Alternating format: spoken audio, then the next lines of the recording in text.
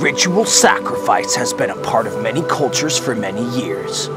It has integrated people and their connection with the gods. Luckily, today we're not going to be talking about any kind of ritual sacrifice. We're just going to be punching some trees instead. How about that?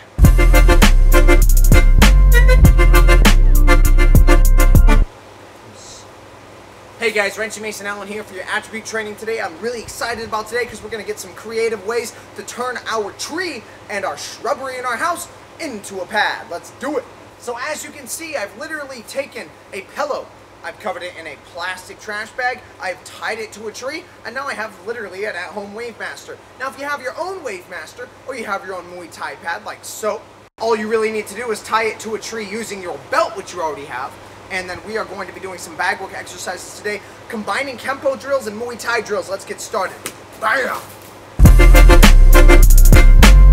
First thing I want us to do, guys, is review basic blocking set. Remember, that means my right hand goes across for an inward block.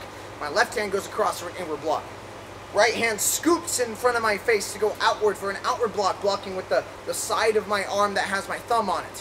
When I do my upward block, I'm going to reach above my face, straight up like a rocket ship, and then bam, pop my elbow out at the last second, blocking with the side of my pinky.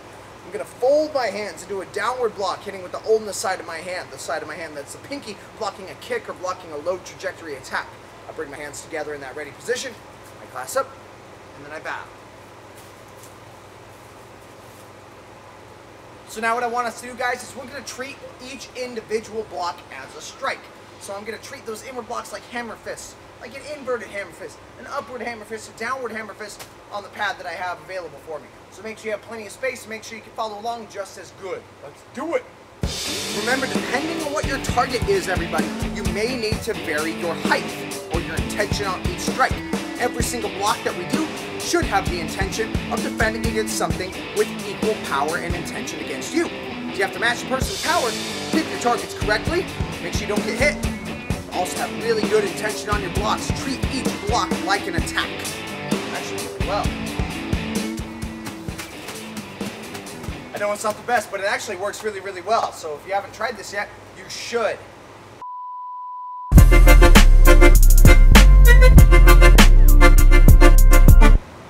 So now what we're going to do, guys, we're going to go over 4 different kinds of elbows. We're going to do a horizontal elbow on both sides. We're going to do a vertical elbow as well as a downwards elbow. And we're going to combine this with our Kempo blocking skills.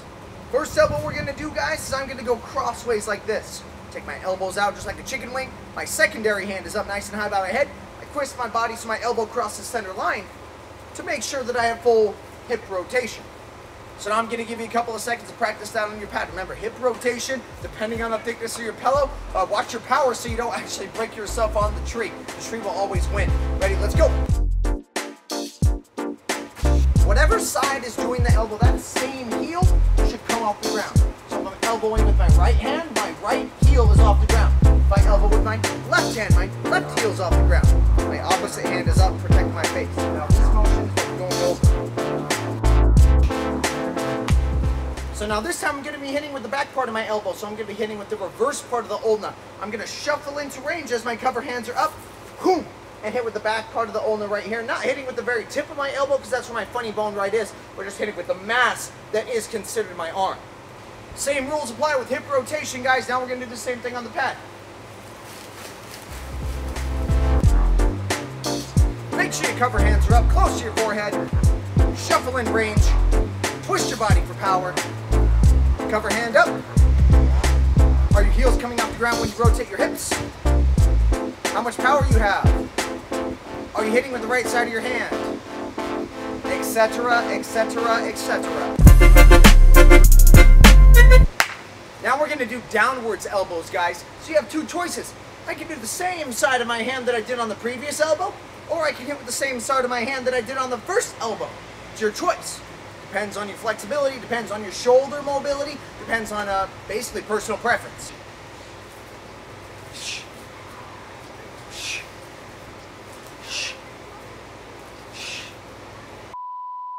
So now we're going to practice on the pad. In my personal opinion, this one's going to be a little bit hard to get an angle on, that vertical elbow. So you're going to see me doing this elbow just because of the pad that I'm working with right now. Either one is totally fine. Let's try it 5 times on each side. Let's do it.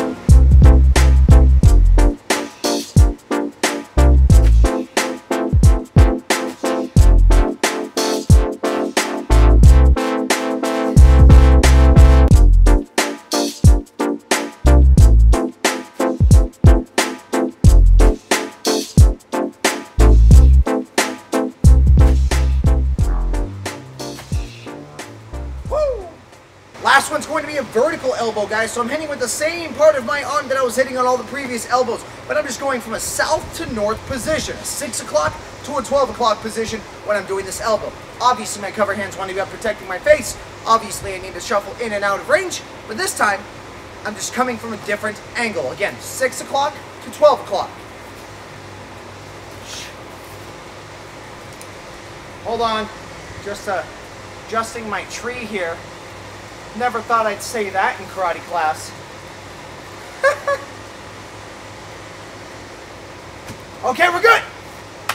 So now that we have digested and understood all the concept of the angles of our elbows, guys, what we're going to be doing is we're going to be applying our elbows to our basic blocking set. Now, don't think I'm crazy. There's a method to my madness. Contrary to popular belief, he actually knows what he's doing sometimes. Sometimes.